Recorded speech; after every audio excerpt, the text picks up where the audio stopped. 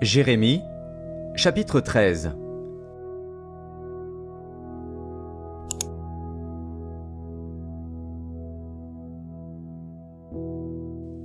Ainsi m'a parlé l'Éternel, va, achète-toi une ceinture de lin et mets-la sur tes reins, mais ne la trempe pas dans l'eau. J'achetai la ceinture, selon la parole de l'Éternel, et je la mis sur mes reins.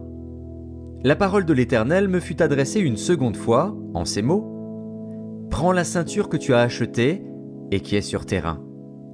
Lève-toi, va vers l'Euphrate, et là, cache-la dans la fente d'un rocher. » J'allai, et je la cachai près de l'Euphrate, comme l'Éternel me l'avait ordonné.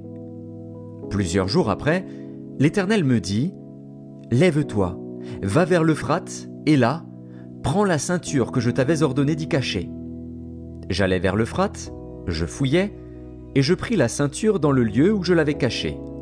Mais voici, la ceinture était gâtée, elle n'était plus bonne à rien. La parole de l'Éternel me fut adressée, en ces mots, « Ainsi parle l'Éternel, c'est ainsi que je détruirai l'orgueil de Juda et l'orgueil immense de Jérusalem.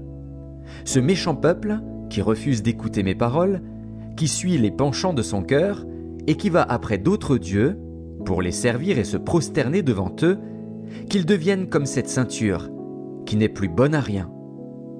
Car comme on attache la ceinture au rein d'un homme, ainsi je m'étais attaché toute la maison d'Israël et toute la maison de Juda, dit l'Éternel, afin qu'elles fussent mon peuple, mon nom, ma louange et ma gloire.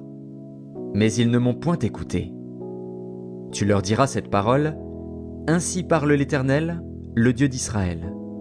Tous les vases seront remplis de vin, et ils te diront, « Ne savons-nous pas que tous les vases seront remplis de vin ?»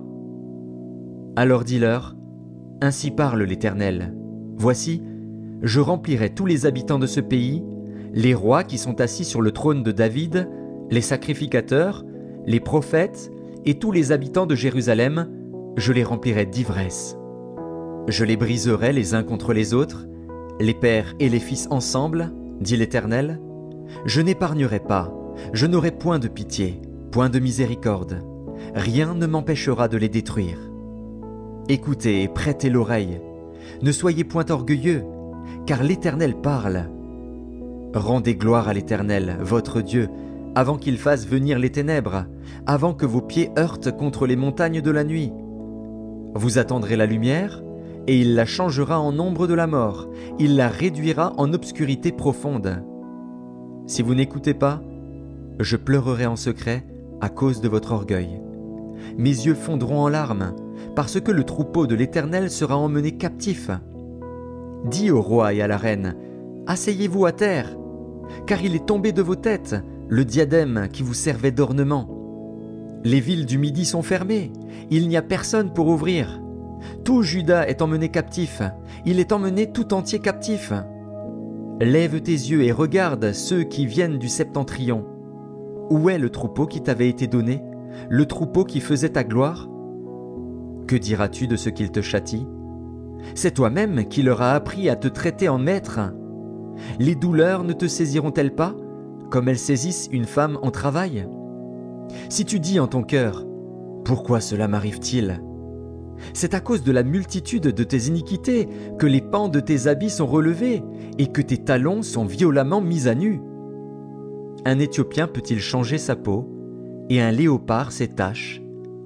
De même, pourriez-vous faire le bien, vous qui êtes accoutumés à faire le mal? Je les disperserai, comme la paille emportée par le vent du désert. Voilà ton sort, la part que je te mesure, dit l'Éternel, parce que tu m'as oublié et que tu as mis ta confiance dans le mensonge. Je relèverai tes pans jusque sur ton visage, afin qu'on voie ta honte. J'ai vu tes adultères et tes hennissements, tes criminelles prostitutions sur les collines et dans les champs. J'ai vu tes abominations. Malheur à toi, Jérusalem! Jusque à quand tarderas-tu à te purifier?